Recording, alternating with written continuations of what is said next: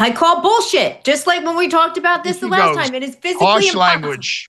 It is physically impossible to kill yourself the way they are claiming she did. First of all, the final knife mark, I guess the knife was found in her heart, you guys. Okay, so what does that mean? That means she had to reach behind herself, 10 times, 11 times, stab herself in the back of the neck, in the back of the head. Oh, and then a few more in the front. And then, I have the energy. I haven't lost too much blood. Let me plunge this knife into my heart as my final farewell. It just can't happen. Who are they covering up for? At the very least, they should say it's a homicide. And if they can't figure out who the perp is, okay. But geez Louise, this is not a suicide.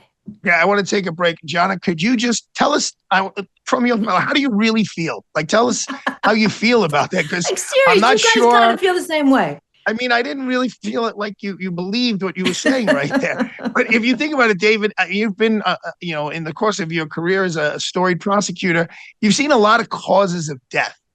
Wouldn't you agree that this is not like someone, I mean, they want to kill themselves? You don't really hear about suicide by, a knife in the back of their neck. Mm-hmm.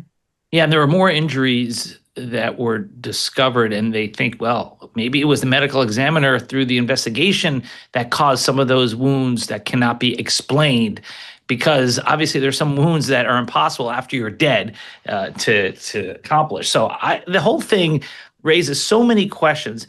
To me, as a former prosecutor, I don't believe in conspiracy theories. In general, I don't like cover-ups in general, especially now where there are no secrets. So I keep asking, why are they trying to cover it up? Who are they covering up for? And I still don't have those answers. So that leads me to say, well, maybe it was a suicide all along. But then I see the evidence that showed all these wounds. I'm like, oh my gosh, what's going on here? The fact that the door was locked from the inside is also perplexing. So and there's no DNA, by the way, of the fiance found on the knife. That's a big piece of the puzzle. That's a problem. That's a big piece of the puzzle. And that's what I believe either the DA's office or law enforcement said, listen, this guy's DNA is not here.